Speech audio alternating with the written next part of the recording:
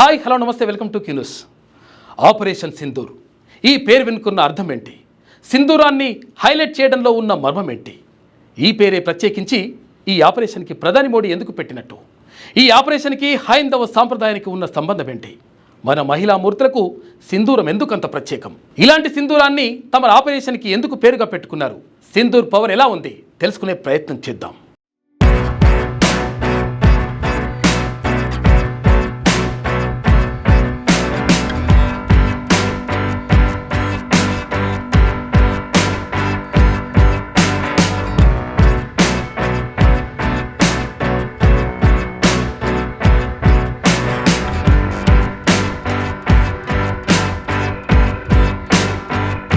అది మే 6వ తేదీ అర్ధరాత్రి 1:05 నుంచి 1:30 వరకు దాడి సాగింది.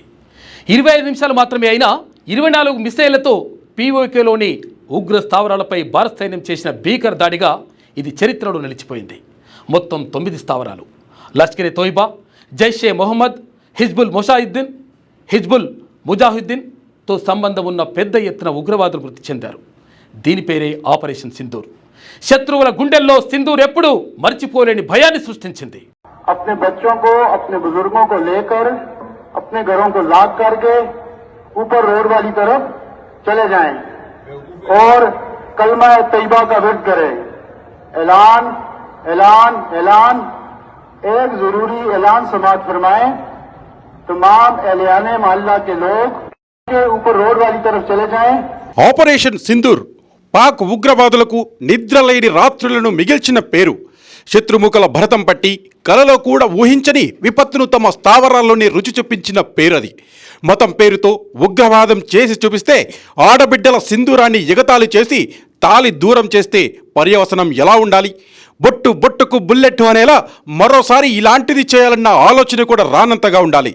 అదే భారత్ చేసి చూపించింది.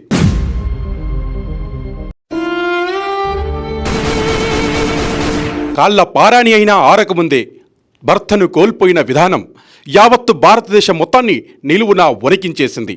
పట్టుమని 10 రోజులు కూడా నిలవని దాంపత్యం తన భర్త భౌతిక కాయం ముందు ఆమె విలపిస్తున్న దృశ్యం ప్రతి ఒక్కరిని కదిలించి వేసింది. తనేం పాపం చేసింది?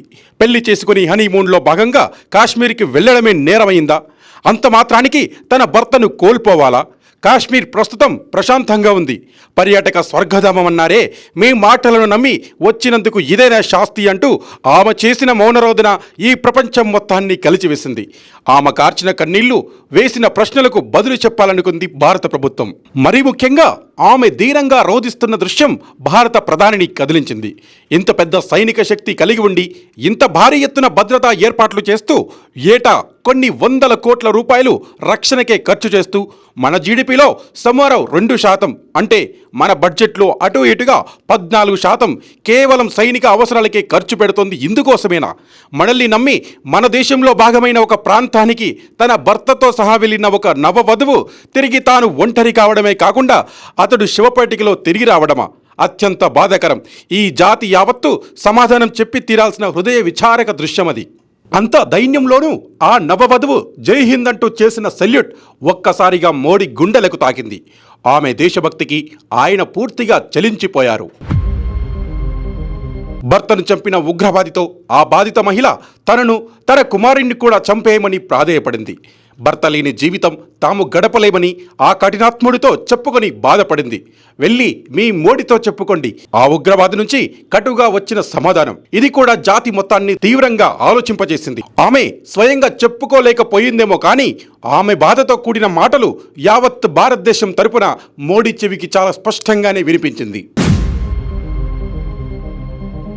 ఇలా ఒకరిద్దరు కాదు, మొత్తంగా 26 మంది భారతీయ మహిళల సింధూరం చెదిరిన రోజది. భారతీయ సంప్రదాయంలో 5వ తరం మరేదో కాదు, నాతిచరమి అంటూ జీవితాంతం కలిసి నడిచిన భర్త ఆయుర్దాయమది. అందుకు చిహ్నం వారు నుదుటిన దాల్చే సింధూరం. అలాంటి సింధూరాలను కోల్పోయిన ఆ మహిళా మనులకు తగిన న్యాయం జరగాలంటే చేయాల్సిందేంటి అన్న ఆలోచనే మన భారత సైన్యాన్ని క్షణక్షణం ఆలోచింపజేసింది. దానికి తోడు మన భారతదేశాన్ని భారత మాతగా అభివర్ణించుకుంటాం. అలాంటి భారత మాతను ప్రతి స్త్రీ రూపంలో దర్శించుకుంటాం. మరి వారి శక్తియుక్తులు సామర్థ్యాలను ముష్కర మూకలకు తెలియజేయవద్దా? మన నారీమణి ఒక్కసారి యుద్ధవేరి మోగిస్తే ఎలా ఉంటుందో ఆ దుష్ట దుర్మార్గులకు రక్త పిపాసులకు తెలియచేయవద్దా? అందుకే ఈ ఆపరేషన్కి సింధూర్ అంటూ నామకరణం చేసింది.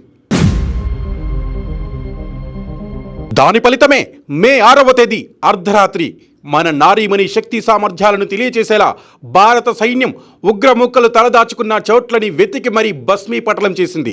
మరీ ఎత్తున ఉగ్రమూకలను నామరూపాలు లేకుండా చేసింది. ఒకప్పుడు తమ పేరు చెబితే భారతీయులు నిలువెల్లా ఒరికిపోవాలని ఆశించిన ఉగ్రవాదులకు వచ్చే రోజుల్లో భారతీయ మహిళల జోలికి వస్తే ఎలా ఉంటుందో రుచి చూపించింది. 2 మహిళా అధికారుల నేతృత్వంలో విధ్వంసం సృష్టించి ఇక్కడ ప్రతి మహిళ ఒక ఆది పరాశక్తేనంటూ నిరూపించింది. ఒక రకంగా చెబితే మే 6 భారతదేశానికి మరో విజయదశమి. త్రిమూర్తి మరోమారు ఉగ్రరూపం చూసిన రోజు. మీరు మా మహిళల పుస్తెలతాళ్ళు తెంచితే మేం మీ ఉగ్రవాదుల పుచ్చ పగలగొడతామంటూ అదే మహిళా శక్తి ద్వారా నిరూపించిన విధానానికి తార్కాణం. అందుకే రక్షణ మంత్రి భారత్ మాతాకి జై అన్నారు. మన సైన్యం న్యాయం జరిగిందంటూ సగర్వ ప్రకటన చేసింది. అయితే కంటికి కన్ను పంటికి పన్ను కాదు మన సిద్ధాంతం. కానీ వారికంటూ తగిన శాస్తి చేయకుంటే ఆగదు ఈ దురాగతం. అందుకే వారు చూపిన దారిలోనే వారినే మట్టు పెట్టడం. ఇది ఆపరేషన్ సింధూర్ మెయిన్ టార్గెట్. మన దేశపు మహిళలకు అత్యంత కీలకమైన సింధూరాన్ని తుదముట్టించడానికి వచ్చిన వారిని సైతం అదే సింధూరం ధరించే మహిళామణుల చేత హతమార్చడం. ఇదే సాధ్యం చేశారు ఈ ఆపరేషన్ సింధూర్లో. వ్యోమికా సింగ్ ఇండియన్ ఎయిర్ ఫోర్స్లో ఎంతో అనుభవం ఉన్న చాపర్ పైలట్. ఎన్సీసీలో శిక్షణ తీసుకుంటున్నప్పుడే భారత సైన్యంలో చేరాలని నిర్ణయించారు వ్యోమిక. ఇంజనీరింగ్ చదువుతూనే పర్మనెంట్ కమిషన్ ద్వారా 2019లో ఇండియన్ ఎయిర్ ఫోర్స్లో జాయిన్ అయ్యారు. సింధూర్ ఆపరేషన్ గురించి ఆమె చెబుతూ, ఇది ఉగ్రవాద శిబిరాలపై జరుగుతున్న దాడి కావడం వల్ల తాము పాకిస్తాన్ సైనికులపై దాడి చేయడం లేదని, ఒకవేళ పాకిస్తాన్ సైన్యమే కనుక తమకు అడ్డు తగిలి ఉంటే వారి పని కూడా పట్టి ఉండేవారమని అంటున్నారామె. అందుకు తాము సదా సిద్ధమేనంటూ గర్జించారు వ్యోమిక. ఇక కల్నల్ సోఫియా ఖురేషీ విషయానికి వస్తే ఇండియన్ ఆర్మీలో మోస్ట్ సీనియర్. ఇండియన్ ఆర్మీలోని కార్ప్స్ ఆఫ్ సిగ్నల్స్ వింగ్కి నేతృత్వం వహిస్తున్నారు. ఇతర దేశాలతో కలిపి భారత సైన్యం చేసే మిలిటరీ సామర్థ్య పరీక్షల్లో నాయకత్వం వహించిన తొలి మహిళా అధికారి సోఫియా. సింధూర్ ఆపరేషన్ గురించి వివరిస్తూ, పక్కా ఇంటెలిజెన్స్ రిపోర్టులను అనుసరించి తాము 9 ఉగ్రవాద శిబిరాలను గుర్తించామని, పాక్ సైన్యంపై ఎక్కడా దాడి చేయలేదని అన్నారు. క్రాస్ బోర్డర్ టెర్రరిజాన్ని అంతం చేయడమే ఈ ఆపరేషన్ లక్ష్యమని అంటున్నారామె.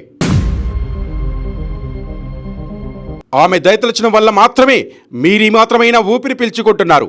ఆమె మీ ఉగ్రవాదంపై కన్నెర్ర చేస్తే మీరు, మీ స్థావరాలు, మీ వెన్నుదన్నుగా ఉన్న మీ ఆర్మీ ప్రభుత్వం మొత్తం ప్రపంచం నడిబొడ్డున చేరి బిచ్చమెత్తుకోవలసి వస్తుంది. ఖబర్దార్ అన్నది ఈ ఆపరేషన్ సింధూర్ ద్వారా మన మహిళా శక్తి వినిపిస్తున్న వార్ సైరన్. ఎక్కడ ఏం చేయకూడదో అదే చేసింది పాక్ ప్రేరేపిత ఉగ్రవాదం. దానికి ధీటుగా బదిలిస్తోంది మన మహిళా శక్తి సామర్థ్యం. 25 మంది మహిళలను బలహీనపరచడానికి చూస్తే అనంతమైన భారతీయ నారీ శక్తి విరుచుకుపడుతుంది.